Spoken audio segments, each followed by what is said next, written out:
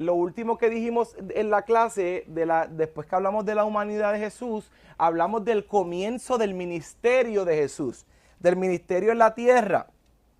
Que muchos dicen, ¿cuánto duró el ministerio terrenal de Jesús?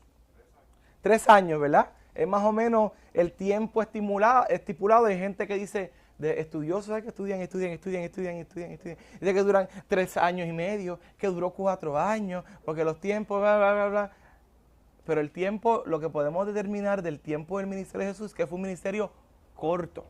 No hubo 30 años de ministerio, ¿verdad? Hubo un tiempo corto, como dice nuestro hermano José, 3 años de ministerio es prácticamente el consenso de lo que se llega con la duración del ministerio terrenal. ¿Y qué aspectos discutimos del ministerio de Jesús? A ver si se acuerdan.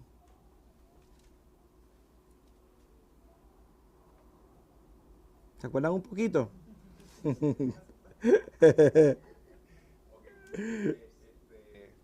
Soy bien honesto, ¿verdad? No estaba en ese momento cuando pero cuando te refieres al ministerio es el propósito por la cual él vino a la tierra. Exacto, lo que estamos discutiendo ahora mismo es el inicio literal del ministerio, del ministerio de Jesús. O sea, no necesariamente propósito, es que esto está, no necesariamente propósito, porque los propósitos los vamos a discutir, pero al inicio, ¿cómo inició el ministerio de Jesús? ¿Se acuerdan? ¿Cómo inició? Bueno, empezó por los pescadores. Llamando a los pescadores. Ahí fue que como que empezó el ministerio, que empezó caminando por la orilla del mar y ahí se encontró a Pedro. Exacto, pero antes de caminar por la orilla del mar ya había ido al desierto, ¿verdad? Exactamente. Usualmente el inicio del ministerio de Jesús, el ministerio público de Jesús, fue el bautismo, ¿verdad? Y vamos a ver a través de Mateo capítulo 3, verso 14, ¿quién lo lee conmigo? ¿Quién lo tiene disponible para la lectura?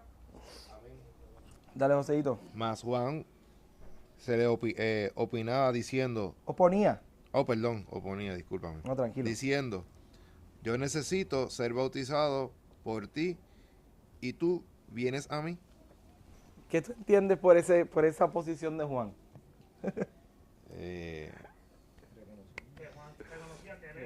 ¿Por qué Juan lo reconocía? Pero no me grité. Dime, ¿por qué tú crees que Juan reconocía que era? Se lo tienen que haber dicho. Vamos un poquito más atrás. Exacto, estamos llegando. Ok, vamos un poquito más atrás. ¿Cuál es el primer encuentro entre Jesús y Juan? En la barriga, ¿verdad? Allí vemos que, y ahorita lo vamos a discutir porque no me quiero adelantar, pero allí vemos ese primer encuentro en que María está saludando afuera, ¿verdad? Dice la escritura que María está saludando afuera. ¿Y quién era su madre? La madre de Juan, ¿cómo se llamaba?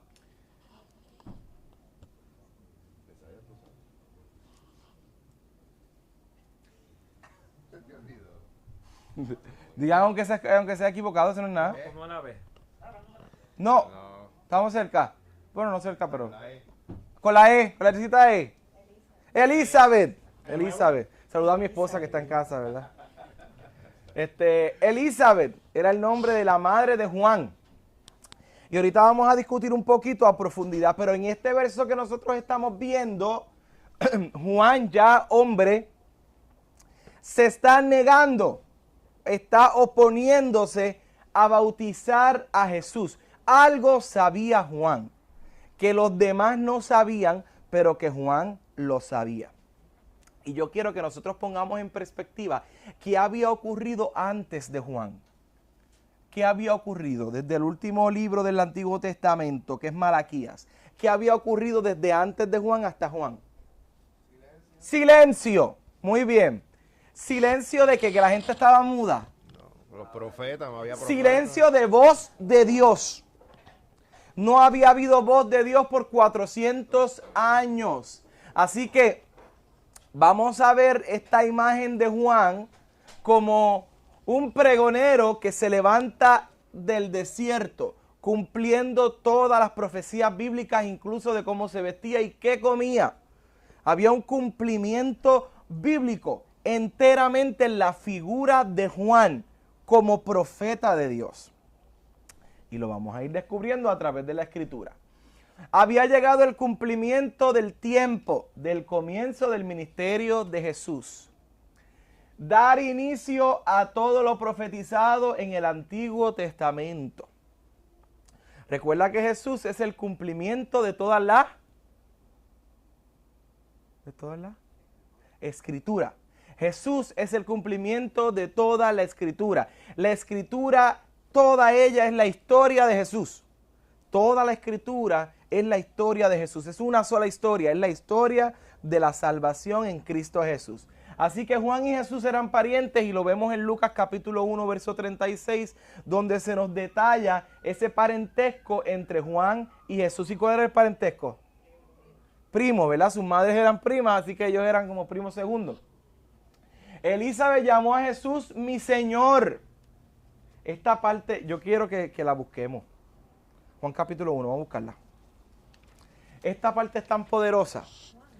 Lucas, discúlpame. Lucas capítulo 1. Del 39 al 56. Y vamos a ir, Ari, tú puedes empezar a leer.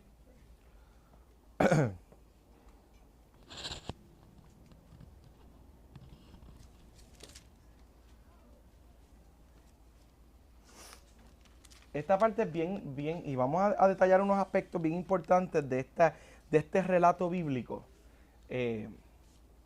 Cuando lo tengas, me dejas saber. Detalles bien importantes que se suscitan tanto en María como en Elizabeth. Estamos. Y he aquí también tu parienta, Elizabeth. ¿Ese es el 39? El 36. 36. Busca el 39. En aquellos días, levantándose María, fue deprisa a la montaña, a una ciudad de Judá. Entró en casa de Zacarías y saludó a Elizabeth. Ok, pausa. Pongamos en perspectiva lo que está ocurriendo en este momento. María, ¿se acuerdan de la salutación del ángel? Lo que hablábamos del anunciamiento del nacimiento de Jesús.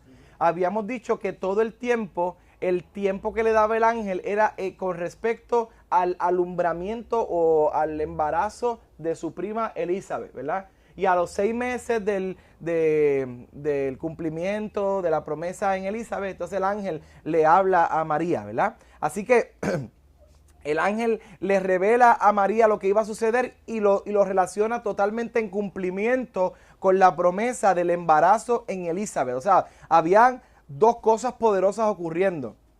Estaba naciendo el Salvador, estaba engendrándose el Salvador, y el profeta que antecedía al Salvador también ya había sido prometido, ya estaba en gestión, ya llevaba 6 meses en la barriga de su mamá, ¿está bien? Así que entonces a base de esto hay una distancia grande entre las casas de los dos. María va a casa de Elizabeth a la montaña y Zacarías es ¿qué? ¿Qué es Zacarías? Zacarías, el esposo de Elizabeth. Sacerdote, muy bien, Zacarías es sumo sacerdote. Así que ahí, cuando nosotros vemos esto, tenemos una casa de personas que están inmersas en las Escrituras.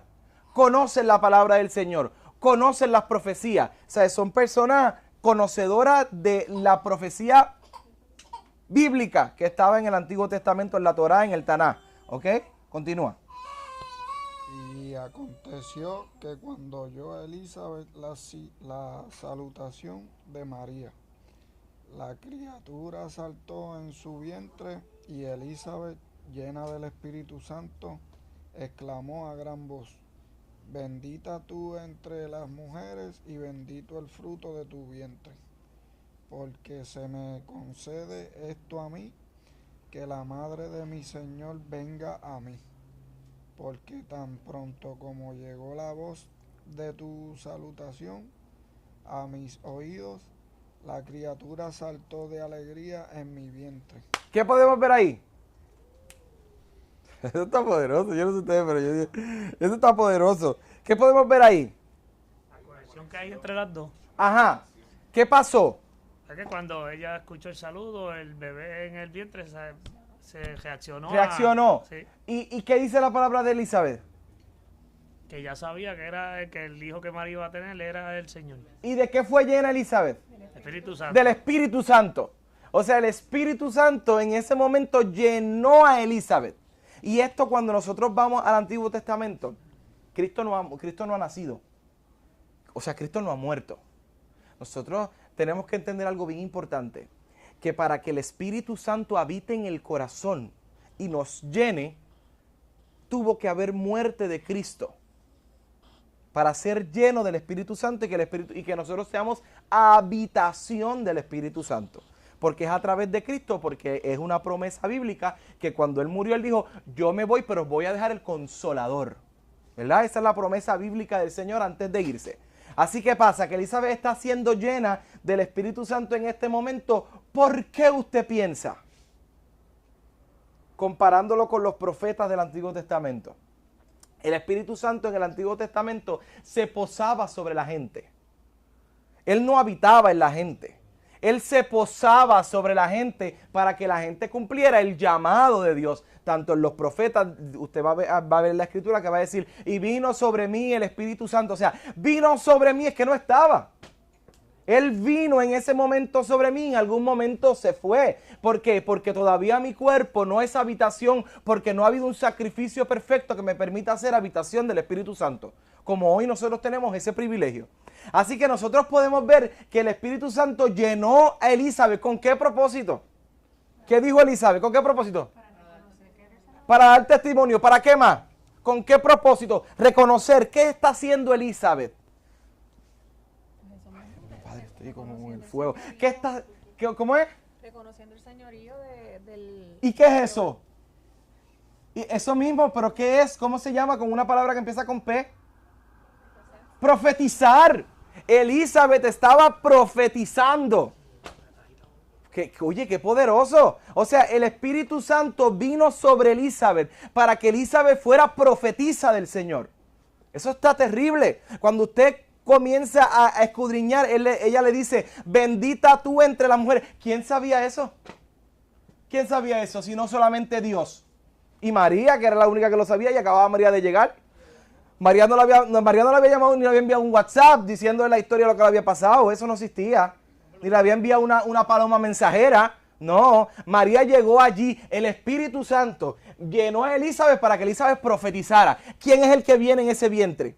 Dice, bendito el fruto de tu vientre.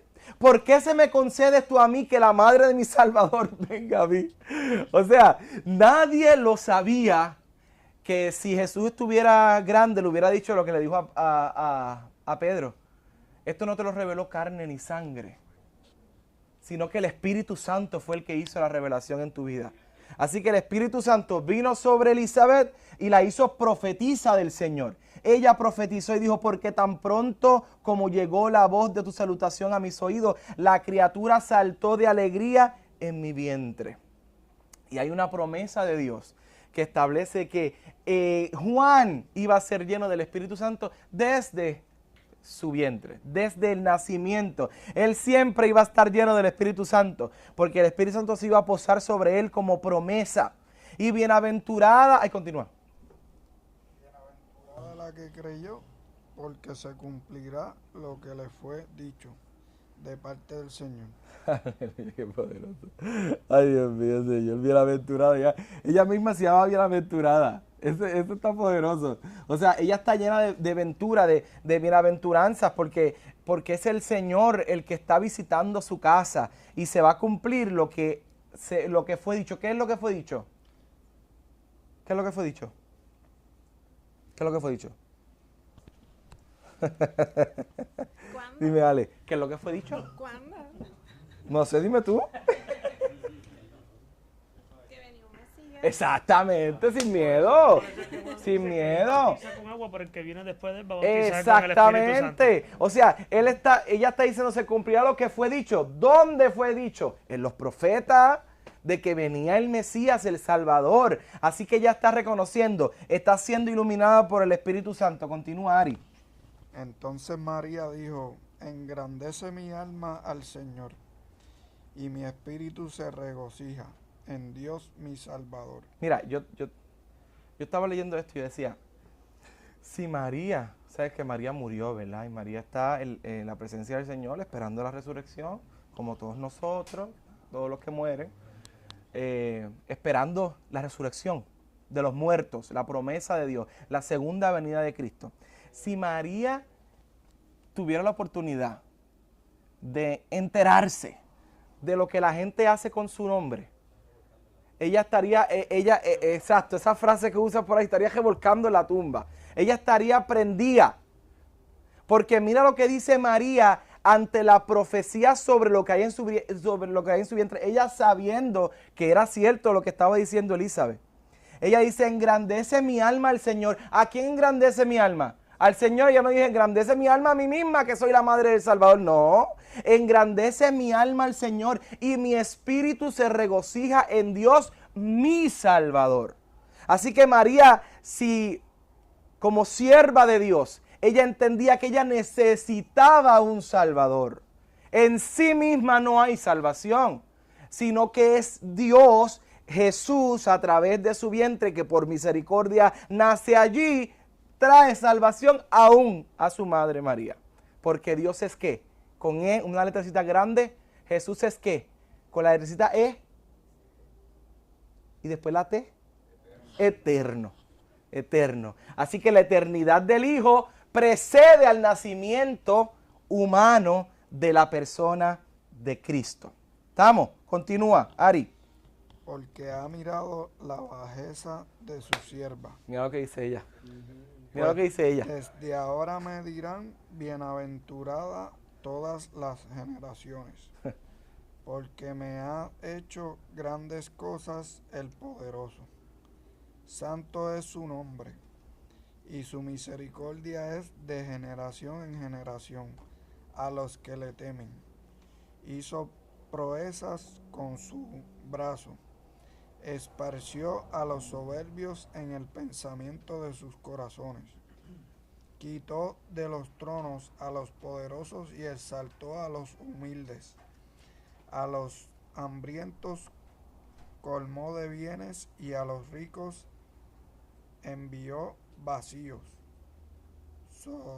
Socorrió a Israel de su siervo, acordándose de su misericordia, de la cual habló a nuestros padres para con Abraham y su descendencia para siempre. Se quedó María con ella como 3 meses, después se volvió a su casa. Qué poderoso. De verdad que María es un ejemplo de humildad, ¿verdad? Tan terrible que nosotros debemos emular. No importa lo que Dios haga en nuestra vida, ¿verdad? Cómo Dios nos mueva, cómo Dios nos lleve, cómo Dios nos use. Todo es para la gloria del Señor. Y siempre hay que reconocerlo de esa manera. Todo es gloria de Dios. Todo es gloria de Dios. El viernes yo estuve en una premiación de Abby. Y Abby ganó el primer lugar en la feria científica, va a competir en la región y qué sé yo. Entonces cuando se lo estaba contando a sus abuelos, él le dice, le cuenta qué es lo que pasó, y el abuelo, ay, feliz, estoy orgulloso de ti. Y Abby le dice, pero abuelo, la gloria es de Dios. Porque eso lo hemos inculcado hasta la saciedad. Porque hay niños, ¿verdad?, que son como hechoncitos, usted sabe. Y saben que tienen unas habilidades y qué sé yo, y hay veces que a mí me toca bajarlo, ¿ves? de su cielo, ¿me entiendes? Yo corro bien rápido, sí, pero hay otro que corre más rápido que tú, y mucho más rápido que tú, ¿sabes? Y entonces él se queda como que, sí, es que es una verdad, es una realidad, y lo estoy poniendo en su lugar. O sea, no le estoy minimizando lo que hizo, sino que lo estoy poniendo en su lugar de acuerdo a la expresión que me hace. Es que yo fui más rápido, sí, pero hay otros que corren más rápido. ¿Ve? Entonces, al final del día es cómo lo ubico en el lugar donde a él le pertenece, que eres bueno en lo que hace. La gloria siempre es de Dios. Porque de que hay otros mejores que lo pudieron hacer, pero Dios te escogió a ti, definitivamente. Y ahí entonces vamos manejando, pero María nos enseña este aspecto bíblico de la humildad como hijos de Dios. De que no importa lo que Dios haga en medio de nosotros, la gloria es de Dios. Así que es muy probable que toda esta enseñanza que María recibió, Elizabeth, estas experiencias que ella tuvo con María y todo eso, se las comentara a Juan. Definitivamente, y más que es una casa cristiana. Allí una casa donde, bueno, no era cristiana, era judía en ese momento, pero una casa, bueno, era cristiana porque creía en Cristo, ¿verdad? Era una casa donde se creía en la profecía bíblica y en la revelación, y María y Elizabeth había profetizado sobre María, así que ella se lo tuvo que haber contado a su hijo. Pues definitivamente había un conocimiento de revelación de parte de María de lo que había sido revelado con Jesús. Esto es una de las razones por las que Juan se negaba a bautizar a Jesús. Si ya mami me había dicho a mí que Jesús es el Hijo de Dios, ¿cómo es posible que yo lo voy a bautizar? ¿Verdad? Pero hay otra razón. Y es que Juan era un profeta de Dios. Además de que Elizabeth le reveló su experiencia, Dios le había revelado expresamente lo que iba a ocurrir con Jesús. Él tenía el conocimiento, por eso es que cuando él ve a Jesús le dice, ¡ay, el Cordero de Dios que quita el pecado del mundo! ¿Eso quién se lo reveló? Solamente Dios, ¿verdad? Fue una revelación directa de Dios porque Juan era un profeta de Dios. Estando consciente de quien estaba enfrente de él era el Mesías, nadie hubiera querido bautizarle. Si yo estuviera consciente de que el que estaba allí frente a mí, yo hubiera dicho exactamente lo mismo. No, jamás en la vida.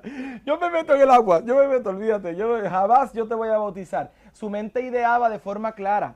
Era Juan el que debía ser bautizado por Jesús y no al revés. ¿Por qué? ¿Cuál era el mensaje de Juan? Arrepentidos y convertidos. ¿Por qué qué? Se acerca. Exactamente. O sea, el llamado de Juan era un llamado de arrepentimiento. Entonces a Juan no le encajaba en su pensamiento. ¿Cómo es posible que voy a llamar arrepentimiento al Salvador del mundo si en él no ha habido pecado? O sea, eso es imposible. O sea, Juan, yo me imagino, Juan, esto es imposible en la mente. Pero ¿qué le contesta Jesús a Juan? Para que la escritura se cumpliera. ¿En qué? ¿Qué dice exactamente? Hay una palabrita que se nos está olvidando. Búscala ahí. No, esa no es. ¿Ah? En Juan. Lo va a buscar la hermana. Ella fue la que habló.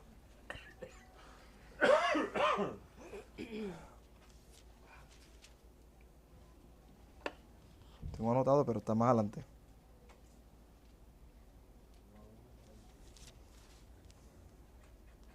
Primero que la encuentre se lleva un premio. ¿Cuál fue la pregunta? Rápido. ¿Ah? Serio. Se puso serio esto. Sí. Se puso serio. Ponla clara. Que falta una palabra en el propósito del bautismo de Jesús. Cuando Jesús le dice a Juan que sí que es necesario para que se cumpla la escritura, pero hay una palabra específica. Que es la... ¿Ah? No, dilo sin miedo, Rafi, no hay problema.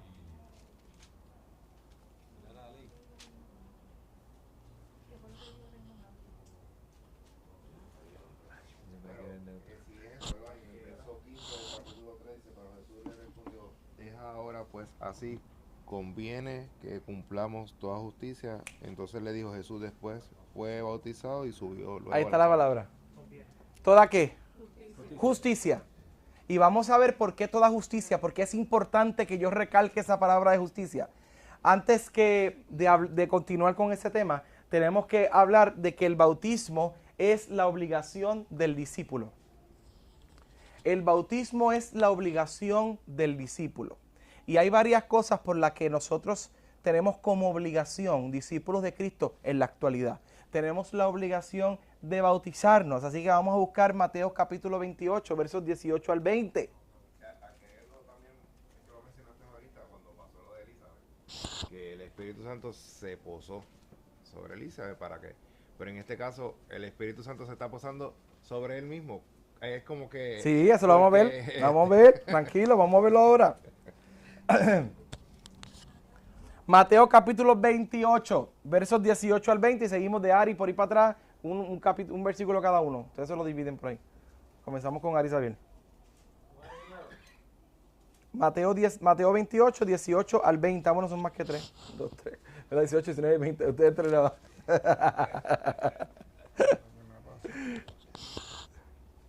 Puesto a Ari a leer hoy, ¿verdad?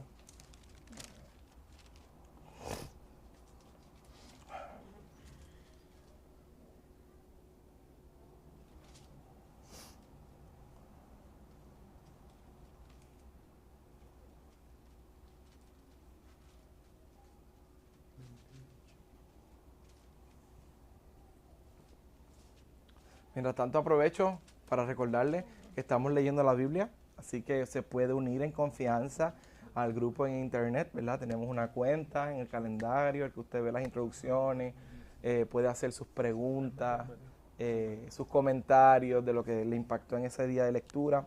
De verdad que ha sido un tiempo hermoso y hay testimonios grandiosos sobre eso. Transitandolabiblia.org. Ya no es por texto, no. Para no cagarle las memorias en los teléfonos a la gente. Ya no es por texto. Transitandolabiblia.org, apúntalo. Transitandolabiblia.org. ¿Ya estamos? Sí. Jesús se acercó y les habló diciendo, toda potestad me es dada en el cielo y en la tierra. Ok. Toda potestad me es dada en el cielo y en la tierra. Está hablando él con autoridad. Recuerde que Mateo 28 ya Jesús murió y resucitó. Está yendo al cielo, ¿verdad? Él está diciendo, toda potestad me es dada en el cielo y en la tierra. Y después se explica más adelante en las cartas que el que subió también descendió. O sea, que él tomó la autoridad sobre la muerte y el Hades, ¿verdad? Y ahora dice que toda autoridad, toda potestad me es dada en el cielo y en la tierra. ¿Por qué Jesús dice esto? Porque versículos anteriores dice que había de los discípulos que estaban divagando un poquito en si era cierto o no, ¿verdad? Hay unos versículos anteriores que dicen eso, dicen como que los discípulos estaban allí y le adoraron, o sea, había una concepción generalizada de que el que estaba allí era el Hijo de Dios, pero todavía tenían dudas, todavía dudaban, ¿verdad? Así que Jesús se acercó y les habló y dijo, toda potestad me es dada en el cielo y en la tierra.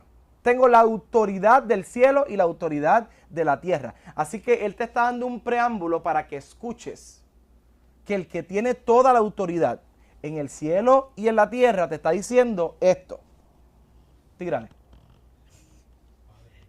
Ok. Por tanto, id y haced discípulos a todas las naciones, bautizándolos en el nombre del Padre y del Hijo y del Espíritu Santo. O sea, la primera parte de la gran comisión, id y haced discípulos. ¿Qué son discípulos? Estudiantes. Ajá, ¿qué más? Seguidores. ¿Qué más? ¿Quién dijo? Mili. ¿Alguien dijo? ¿No? Los que llevan las buenas nuevas. Muy bien. Pero usted cree que no hay algo más en los discípulos de Jesús. Porque eso es un discípulo, qué sé yo, de un doctor, ¿verdad? Como que yo sigo lo que tú dices, ¿sabes? Yo aprendo de ti. Pero cuando hablamos de discípulos de Jesús, Jesús quiere algo más. Ahí está el punto. Los discípulos de Jesús quieren ser igual a su maestro. En todo. ¿Qué pasa? Que hay veces que nosotros tenemos maestros y nosotros decimos, oye, a mí me gustaría predicar como esa persona predica, pero a veces tú le ves al maestro, a veces no siempre le vas a ver al maestro detalles que no te gustan. Yo escuché una definición ahí ¿De qué? cristiano y creyente, y es más o menos esa, que el cristiano es el que quiere emular a Jesús en todo lo que pueda, ¿verdad? Humanamente posible, y el creyente es aquel que sabe Que existe, que Dios existe. pero no quiere o no. Exactamente. Y ahí para irle un poquito más de cristiano, discípulos, bueno, los cristianos se les llamó cristianos por primera vez, ¿dónde? En Antioquía. ¿Y qué pasó? ¿Por qué se les llamaba cristianos? Porque imitaban a Cristo en toda su manera de vivir, ¿verdad? Por eso nosotros somos cristianos. Los creyentes, los discípulos, que es lo que estamos hablando, para no perder el punto del hilo, que se me pierde rápido. Los discípulos de Cristo quieren imitar a su maestro hasta lo sumo porque su maestro es perfecto. Yo quiero ser como mi maestro en todo, porque por más que me acerque voy a encontrar cosas que me gustan más. No es que cuando yo me acerque voy a encontrar las imperfecciones de él, porque él no tiene imperfecciones. Así que los discípulos de Cristo, además de llevar las buenas nuevas, que es totalmente parte de la comisión, además de seguir sus mandamientos, yo quiero ser como mi Señor en toda mi manera de vivir. Así que tenemos que ir a ser este tipo de discípulos. Por tanto, ir a ser discípulos. Y si nosotros nos preguntamos, en nuestra vida cristiana, ¿cuántos discípulos hemos hecho? Pregunta seria. ¿Cuántos discípulos hemos hecho? Que quieran ser como Cristo. Porque Pablo dijo, sed imitadores de mí, como yo de Cristo. ¿Y le has dado seguimiento a esa semilla? Bueno, sí. ¿Sí? Está bien, eso es una realidad. Eso es una realidad, eso es hacer discípulo, porque es nuestra tarea hacer el discípulo. Dice la Biblia, por tanto, id y hacer discípulos. O sea, yo tengo que vivir como discípulo para que mi discípulo siga el camino que yo estoy siguiendo. ¿Ves? Es mi trabajo hacer el discípulo. Como dice nuestra hermana Alessandra, es el trabajo de Dios dar el crecimiento. Pero es mi trabajo ir y regar la semilla y hacer discípulos a todas las naciones, bautizándolos. Y ahora llegamos a la parte de lo que está haciendo Jesús. Bautizándolos en el nombre del Padre y del Hijo y del Espíritu Santo, enseñándoles que guarden todo. Ya esa parte no la leíste, ¿verdad? Continúa. Enseñándoles a obedecer todo lo que les he mandado a ustedes. Y les aseguro que estaré con ustedes siempre hasta el fin del mundo. Gloria a Dios. Por eso nosotros somos apostólicos, porque nosotros seguimos las enseñanzas de los apóstoles, ¿verdad? Que son las enseñanzas que dejó ciertamente Cristo. Pero ¿qué diferencia hay entre el bautismo que hizo Jesús y el bautismo de Juan? O sea, el bautismo de Juan y el bautismo que nos mandó Jesús. Pues el bautismo de Juan era algo especial, era algo nuevo, no se había visto antes en la historia de la humanidad. Era algo que llegaba nuevo, no se había registrado en el Antiguo Testamento. El bautismo ha llegado hasta hoy por las instrucciones dejadas por Jesús. Pero qué poderoso que yo estaba escuchando a un predicador hablar sobre esto. Y él decía, uno de mis favoritos, y él decía que en todos los tratos de Dios con la humanidad, siempre había algo que distinguía el trato de Dios en ese momento, dispensación. Cuando vamos al Antiguo Testamento, vamos a ver la circuncisión. La circuncisión era parte de lo que tenía que hacer el hombre, ¿verdad? Para manifestar en ellos la salvación. Y que hay un Cristo y que ellos tenían un Redentor, ¿verdad? Que creían en Él. Y estaba la circuncisión. Pero ya entonces en el Nuevo Testamento ocurre el simbolismo del bautismo. El bautismo de Juan llevaba a los nuevos creyentes a creer en el acercamiento de Manuel. Dios con nosotros se está acercando. Como decía nuestro hermano Joel, el reino de los cielos se ha acercado. Mientras el bautismo de hoy simboliza la creencia en la muerte y resurrección de Cristo. Es también un compromiso de vida cristiana. En el bautismo no hay salvación. El que me echen para atrás en el agua, eso no hace que yo me salve. Pero eso es una demostración de lo que ha ocurrido en mi interior. Que yo me quiera o anhele bautizarme es parte de mi vida cristiana, porque es una demostración de que yo he sido renovado por la unción del Espíritu Santo de Dios, y que el Espíritu Santo está trabajando en mi vida y ha comenzado una chispa en mi interior a arder, y yo quiero demostrarle al mundo y hacer un compromiso con Dios que yo voy a vivir diferente de ahora en adelante. La santificación es un proceso largo, así que no es que tú te levantas del agua, muchacho, saliste ya ando por los aires, ya yo no peco, no, ni en nada. No, no es así. Hay un proceso largo de santificación en el que subimos, bajamos, caemos, nos levantamos. No hay nada lineal, es un proceso largo, es un proceso que nos da cansancio. Pero al final del día vamos comprometidos porque mira, nos bautizamos. Bautizarme es un compromiso y quiero ver ahorita lo que dijo Martín Lutero con respecto al bautismo. Debemos marcar claras diferencias. El bautismo de Juan fue dirigido exclusivamente para Israel. Así que Juan estaba bautizando en aquel momento exclusivamente a la gente de Israel, a los que se creían que tenían el sartén agarrado por el mango. A ellos les decía, ¿sabes qué? Te tienes que arrepentir. Arrepiéntete y conviértete. Y ellos decían, no, porque acuérdate que la salvación viene porque somos hijos de Abraham. Jamás en la vida yo soy hijo de Abraham, como tú me vas a decir a mí. Antes a los gentiles los hacían bautizarse para ser parte del servicio en el templo, porque era necesario que se limpiaran. Así que ellos decían, ¿cómo es posible que yo me tenga que bautizar si yo no soy gentil? Yo soy hijo de Abraham, ¿estás loco tú? Y entonces por eso los confrontamientos entre los fariseos con Juan el Bautista, y Juan les decía víboras, y los muchachos, Juan los insultaba de una manera tremenda. Si fuera el día de hoy lo hubieran metido preso, bueno, preso lo metieron después. El mensaje era, ha llegado el Mesías e Israel no estaba listo. No estás listo. Ha llegado el Mesías y te tienes que limpiar. No estás listo. El bautismo se utilizaba para que los gentiles tuvieran oportunidad de ser parte de la adoración en la iglesia, exactamente. Es por esto que los judíos lo rechazaban, porque en su creencia ellos son los hijos de Abraham y no necesitaban una limpieza ceremonial para participar del culto. Obviamente, lo que me estás hablando del bautismo, este bautismo de la Gran Comisión era para los judíos. No, el bautismo de Juan. Ok. Pero cuando dice, hablando del arrepentimiento, ¿verdad? Que dice, pues, bautizarlo en el nombre del Padre, del Hijo y del Espíritu Santo. Pero entonces, en Hechos 2:38, obviamente que eso era en el discurso que hizo Pedro, que era tanta magnitud de gente, ¿verdad? Y que ellos tenían que hacer, y él le dice, bautizarlos en el nombre de Jesús, ¿verdad? Para el perdón de pecados. Tengo un slide sobre eso. Específicamente sobre en nombre de quién debemos de bautizarnos. Pablo hace una explicación detallada, se me quedó la, de los paralelismos del mandato del bautismo y el proceso de salvación en Romanos capítulo 6, versos 1 al 4. Y yo quiero leerle Romanos capítulo 6, versos 1 al 4, y usted debería marcarlo, ¿verdad? Yo si fuera usted lo marcaría. Dice, comienza Pablo diciendo, ¿qué pues diremos? ¿Perseveraremos en el pecado para que la gracia abunde? Recuerda que Pablo está hablando de porque abundó el pecado, sobreabundó la gracia.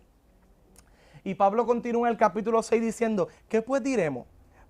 Perseveraremos en el pecado para que la gracia abunde. O sea, me arrastraré, me ensuciaré en el pecado a conciencia, porque ya habíamos dicho que la gracia abunda porque sobreabundó el pecado. En ninguna manera, contestó Pablo.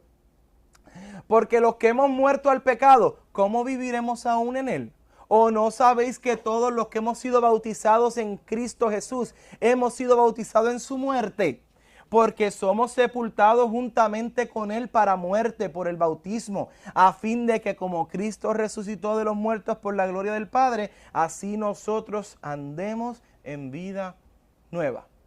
Así que el bautismo que nosotros hacemos en la actualidad es una comparación de cómo nos crucificamos juntamente con Cristo. Cómo nosotros decimos, yo voy a crucificar mi carne, yo voy a crucificar mis deseos, yo voy a sufrir en este bautismo por la muerte de Cristo, a fin de que como Cristo resucitó, yo también resucité.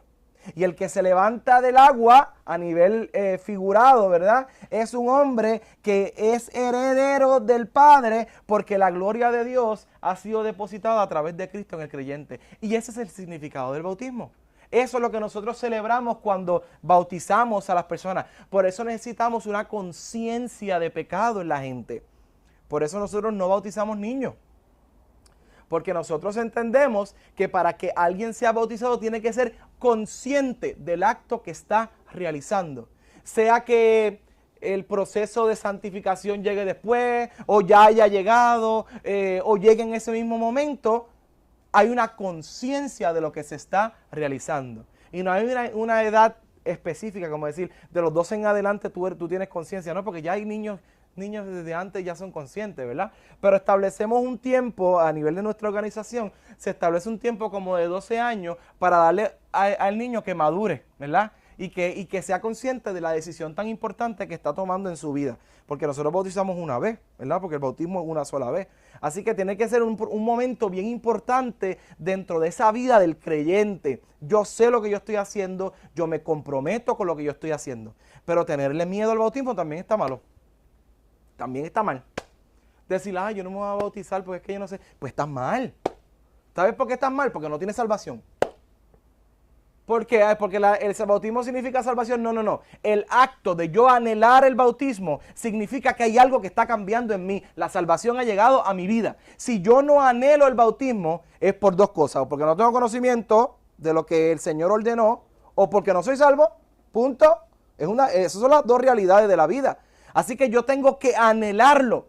Si no lo tengo, yo tengo que buscarlo. Yo tengo que hacer lo posible para que mi cuerpo sea llevado al bautismo. No porque el bautismo sea salvación, sino porque el bautismo es la demostración de mi salvación. Por eso es que para nosotros tenemos como requisito haber sido bautizados en las aguas para tomar la Santa Cena. Porque ¿qué es la Cena del Señor? ¿Qué es la Cena del Señor? ¿Reconocimiento de qué? Que él murió y resucitó. Ajá. Pero ¿cuál es el mandato? Él murió y resucitó. ¿Qué pasó después? ¿Qué dice la Biblia? Hace esto en memoria de mí. ¿Hasta que qué? Hasta que yo regrese. O sea, la Santa Cena significa que el pueblo que pasó al frente es salvo. Porque está esperando en salvación la redención prometida de Cristo que va a regresar a la tierra. Por eso es que nosotros decimos, tienes que bautizarte primero para tomar la cena del Señor. Porque el bautismo es el que dice, yo soy salvo. En mí ha habido un cambio en mi interior, que soy salvo y lo he demostrado con compromiso público. Todo el mundo me ha visto, por eso yo paso al frente y digo, yo soy salvo porque yo me bauticé. ¿Ves? ¿Entienden? Son símbolos que no te dan salvación, pero sí demuestran lo que hay dentro de ti. Quiero traer eso es muy importante, ¿verdad? ¿Por qué? Porque cuando hay experiencias antes, dice, ay, yo no tomo la Santa Cena porque, ay, estoy mal, he cometido pecados. Y realmente sabemos y tenemos conciencia que eso es algo conmemorativo, ¿verdad? Del sacrificio que Dios hizo, y con todo respeto uno lo hace, ¿verdad? Y uno se humilla y lo hace, ¿verdad? Pero eso es traer a la memoria lo que Dios, o sea, que cuando yo hago ese acto y reconociendo que he estado mal, ¿verdad? Le pido perdón a Dios para hacerlo, pero no dejo de hacerlo porque conmemoro ese día y le doy la importancia mayor, ¿verdad? Diciendo, Señor, tú hiciste sacrificio para el perdón de mis pecados. Claro. Obviamente. No, totalmente. Por eso siempre se recomienda antes del bautismo, de la Santa Cena, dar un tiempo para que la gente reflexione, ¿verdad? Señor, si hubiese pecado, incluso si tengo un hermano aquí al que yo le pise un callo y no le pedí perdón, pues yo voy y le pido perdón en ese momento. Aprovecho, ¿verdad? Pedirle perdón para yo reflexionar cómo está mi vida espiritual.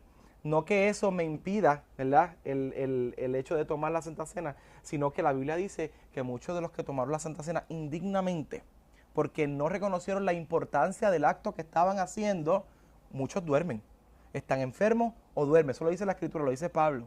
Así que es bien importante que nosotros tomemos ese tiempo para reflexionar. Si en efecto yo he hecho algo mal, pues no es que yo me voy a tardar porque no hay una penitencia, no, tengo que esperar 6 meses para ser salvo. No, no, es que en ese momento yo pido perdón y reflexiono de lo que yo he hecho. Pido perdón y tomo mi Santa Cena. Tomarla indignamente sería yo no he hecho nada. Eso es indignamente. ¿Ves? Yo no he hecho nada, olvídate de eso, vamos para allá. Y no pedí perdón, no me arrepentí antes de ese acto tan importante, pues entonces que vienen las consecuencias que establece la Escritura. Definitivamente. ¿Qué dice la Biblia? El que dice que no ha pecado hacia Dios, mentiroso. O sea que siempre es un momento importante sacar ese tiempo para reflexionar por lo que yo he hecho. A lo mejor me levanté, Señor, y dije algo que no debí decir, vi algo que no debí ver, Señor, perdóname. Y tomamos la Santa Cena. Pues la Santa Cena significa salvación. Así que dentro de la historia de la iglesia del primer siglo, nos habla de que los creyentes fueron bautizados, y señalé por alguna razón el 19:5, porque dice que cuando oyeron esto, fueron bautizados en el nombre del Señor Jesús. Hechos capítulo 19, verso 5.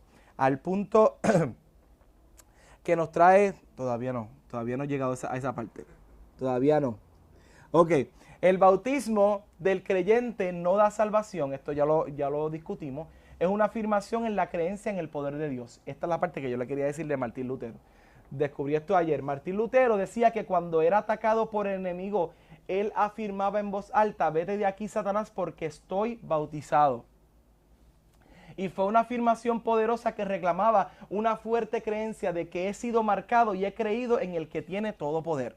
Así, cuando nosotros tomamos esto y lo digerimos, yo he sido bautizado, no es que ser bautizado es un amuleto con el que yo reprendo y le echo agua bendita, no, eso no es. Es el asunto de que yo me bauticé porque yo creí en el poder de aquel que murió en una cruz. Así que como yo he sido bautizado, yo he demostrado públicamente que yo creo en el Señor. Y Él tiene todo el poder para destruir las amenazas del enemigo. Y eso mismo podemos aplicarlo en nuestra vida. Señor, vete de aquí, Satanás, porque yo estoy bautizado. Estoy bautizado y he dado fe de que yo creo en el poder del Hijo de Dios.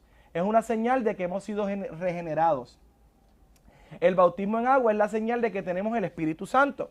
Simboliza nuestra participación en la muerte de Cristo. El rito nos transmite los beneficios y transmite la confianza. Su validez no se basa en quien lo recibe, sino en el carácter de quien ha prometido que es Dios. Eso está poderoso. O sea, está poderoso. No es porque yo fui bautizado, es porque en el nombre de quién yo fui bautizado. Eso está poderoso, eso está maravilloso, de verdad. Así que yo me gozo. Ustedes no se gozan allá ustedes. Debemos ser bautizados. Ok. El bautismo porque Jesús es perfecto. Pero ese bautismo, ¿verdad?, que hizo Juan el Bautista, ¿verdad?, que lo bautizó, es significativo de lo que iba a suceder cuando nosotros mismos, porque es como digo, por lo que te dice la pregunta, el mismo Espíritu Santo es depositado en él, pero es a referencia de lo que iba a suceder con nosotros cuando hiciéramos ese acto. Ahorita vamos a ver un poco más de profundidad en el aspecto del bautismo de Juan. Eso va a estar... Yo entiendo también que al él también ser 100% hombre demuestra, ejemplariza, ¿verdad?, que lo que tienen que hacer. Esa pregunta la voy a hacer ahorita. Me la contesta cuando te la haga, ¿está bien? ¿Estaba adelantándose? Ok. Debemos ser bautizados. Ahí está lleno del Espíritu. Debemos ser bautizados en el nombre. Mira, esto es muy importante, que esto es el punto que traía José. Debemos ser bautizados. No es una pregunta, es una afirmación. Debemos ser bautizados en el nombre del Padre, en el nombre del Hijo y en el nombre del Espíritu Santo. Aun cuando Pedro en su mensaje dice, pero les dijo, arrepentíos y bautícese cada uno de vosotros en el nombre de Jesucristo para perdón de pecados y recibiréis el don del Espíritu Santo. Hechos capítulo 2, verso 38. Hay que colocar esta frase de Pedro en tiempo y en espacio. Cuando nosotros colocamos esta frase de Pedro en tiempo y en espacio, el libro de Hechos no es hasta el capítulo 10 de Hechos o el capítulo 8 cuando habla de los samaritanos. El capítulo 10 de Hechos es donde comienza el trato de Dios con los gentiles. Todos los primeros capítulos del libro de Hechos hacen referencia a los judíos. Incluso cuando la Biblia dice que todos los que estaban allí de diferentes lenguas eran judíos, todos los que recibieron en ese momento el mensaje de Pedro eran creyentes del Torá.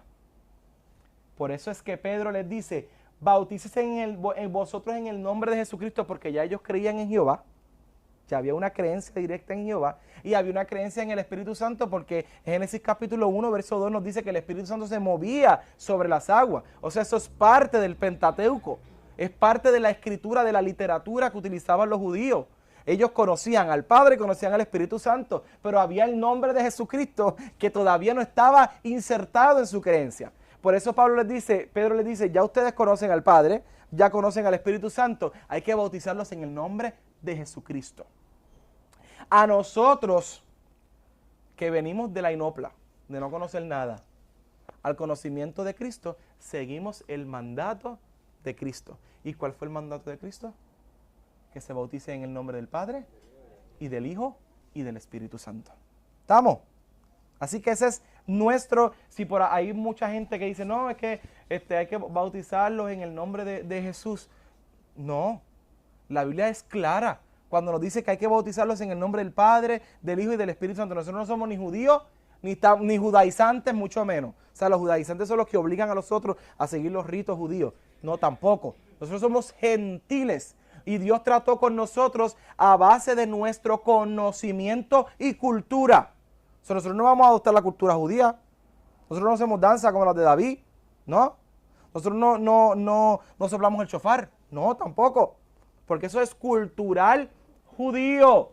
Y nosotros no adoptamos porque no judaizamos a la gente, sino que nosotros aceptamos a Cristo tal cual lo predicaron los apóstoles, incluyendo a Pedro, incluyendo a Pablo, incluyendo a Santiago, incluyendo a todos esos escritos bíblicos que hablan del trato de Dios con la iglesia. En la última dispensación, que por ahí mucha gente la llama la dispensación de la gracia, pero la gracia siempre ha existido, porque la gracia es eterna, ¿verdad que sí? Hablamos de los atributos de Dios y la gracia de Dios es eterna, como el amor.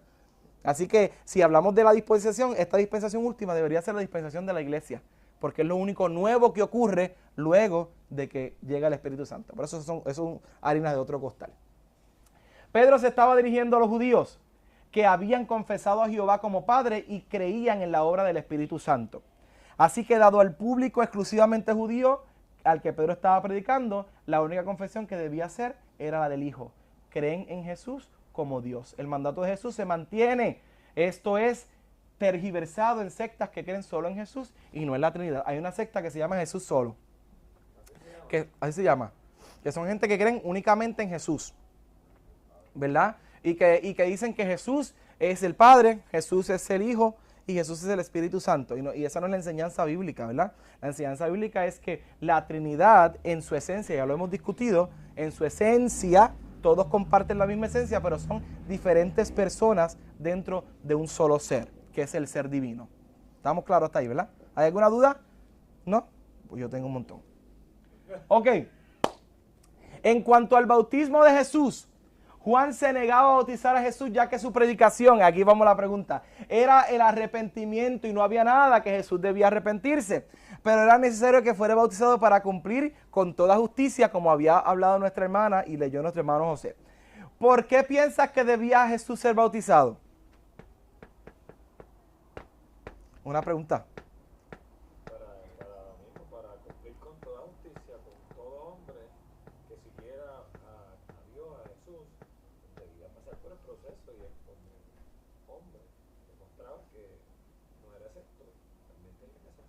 ¿Alguien tiene otra opinión? En ese caso de que Jesús, obviamente, y hablando en el término humano, al ser bautizado y como referencia a nosotros como lo hacemos, en el caso es yo aceptar como humano, ¿verdad? La salvación, lo que pasa es que Él va a brindar la salvación. Él va a dar la salvación. Herramienta para... Pero Él es, quizás es someter la parte humana de Él, no divino, sino reconocimiento de, se está negando a sí mismo. Se está negando a sí mismo. Ajá. Acuérdate que él vino como hombre, como Dios. Les voy a dar una perspectiva bíblica sobre por qué Jesús se bautizó. Está interesante.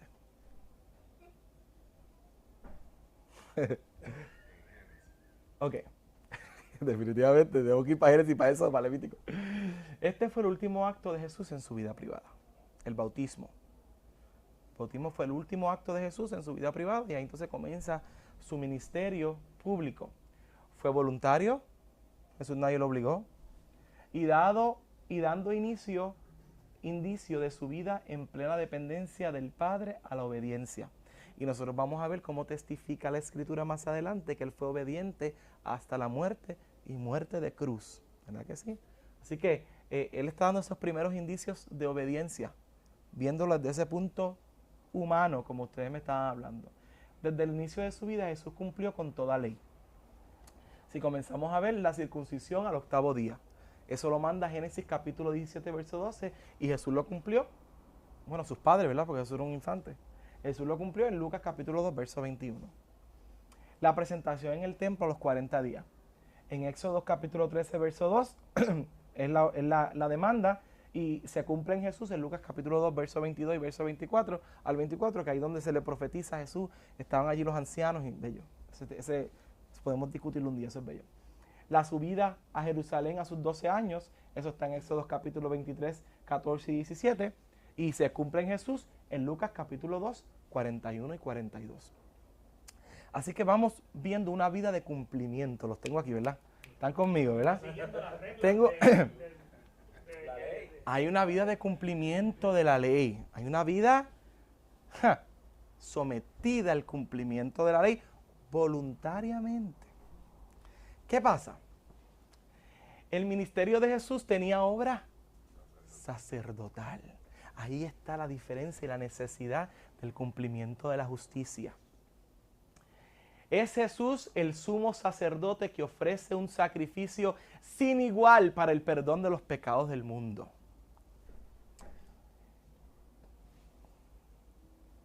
Si yo le digo ahora que Jesús como sacerdote, ¿qué usted puede hacer referencia al bautismo? Mirando a Jesús como sacerdote. Los que leyeron Éxodo. ¿Ah? ¿Cómo puedes comparar si yo te estoy hablando de que Jesús es sacerdote? ¿Qué análisis puedes hacer con su bautismo? En las aguas. ¿Qué tenía que hacer Aarón antes de hacer los sacrificios? ¿De qué manera se santificaba? Había hasta un altar de agua en el que él tenía que santificarse para poder entrar, y Aarón y sus hijos tenían que santificar sus manos, santificar su cuerpo, santificar sus pies a través del agua que había sido preparada y destinada para eso. Qué poderoso. Estamos abriendo ojos espirituales en esta mañana. Es por el orden de Melquisedec. ¿Quién es Melquisedec? Los que leyeron Génesis. Sí, Melquisedec está en Génesis. ¿El sacerdote de qué?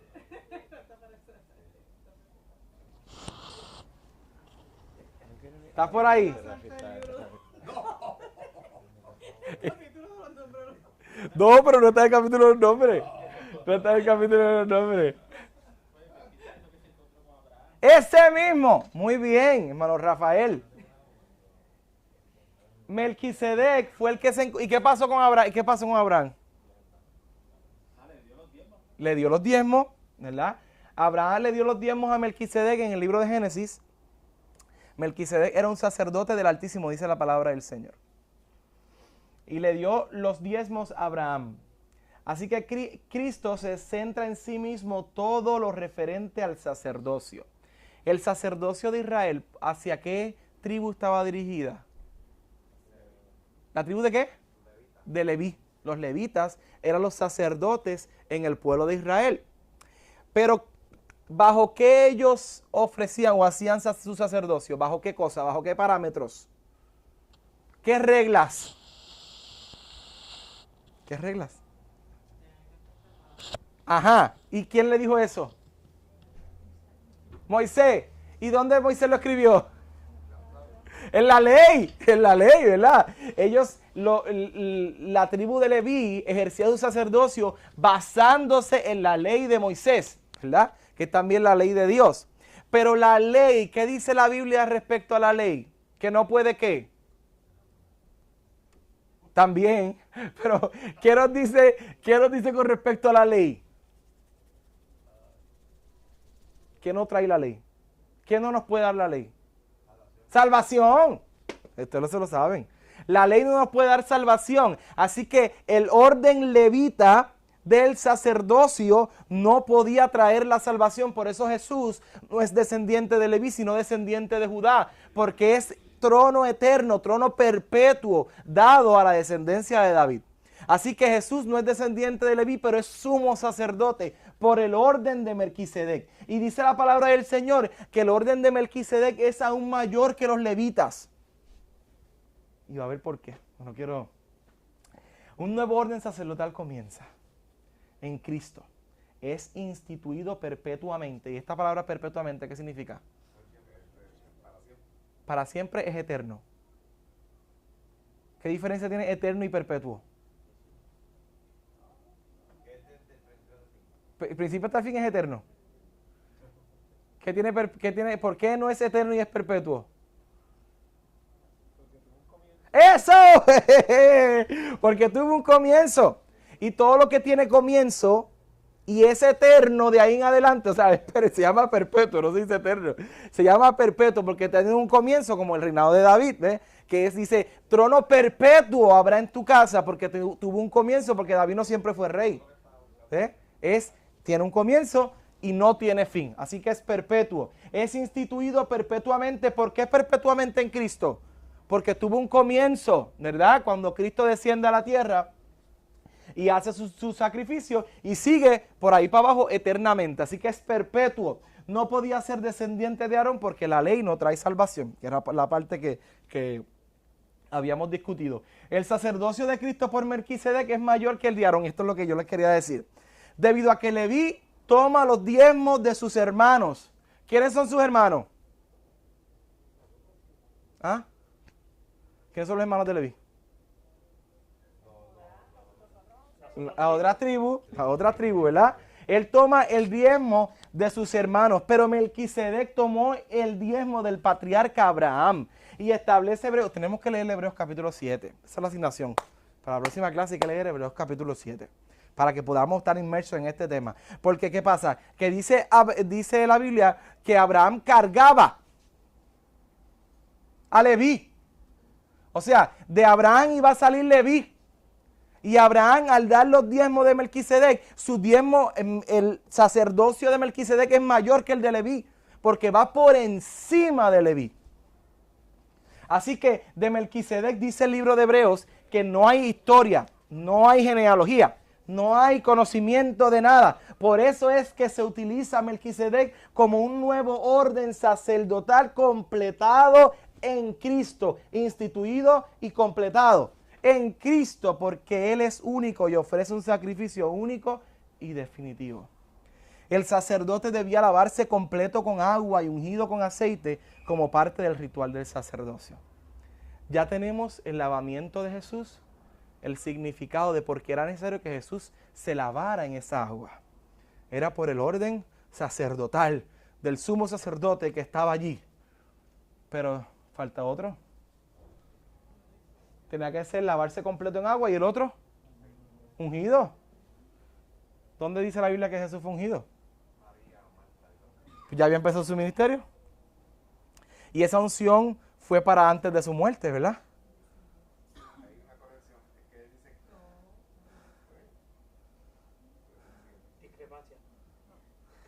¿Estamos bien? Ay, yo estoy como agitado hoy. La mañana como me tienen como agitado, ¿verdad? Sí. Ya tenemos el lavado en agua. La unción, ¿cuándo ocurre?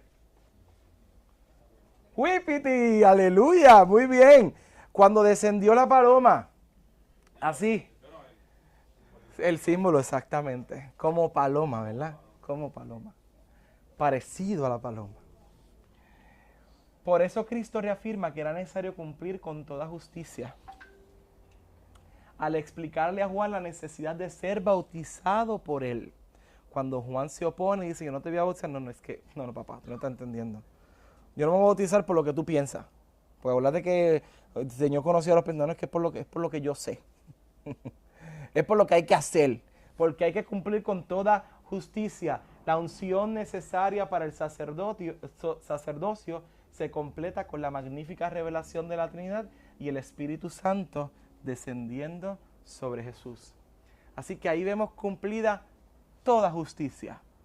Cuando es lavado en agua el sumo sacerdote, a través de Juan que lo lava allí, qué poderoso, ¿verdad? Es lavado en agua y cuando lo levanta, la unción proviene directamente del Padre, que desciende el Espíritu Santo en forma de paloma y dice la palabra del Señor que se posa. Mateo 3:16, ¿quién lo busca? Mateo 3:16.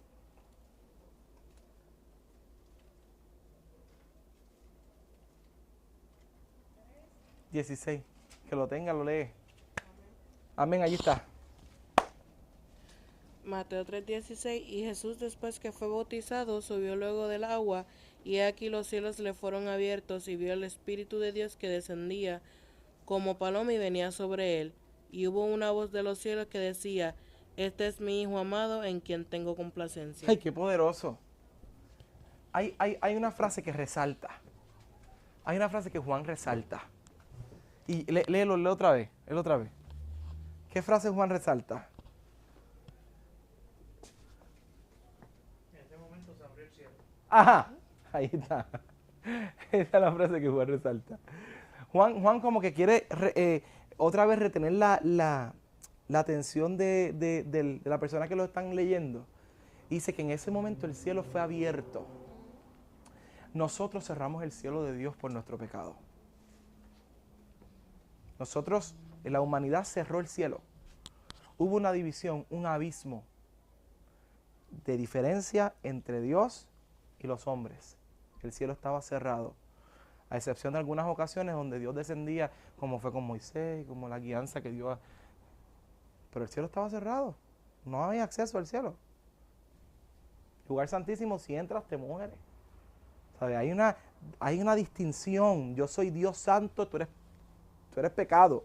Y no hay forma de que tú te acerques a mí, porque yo soy un Dios justo.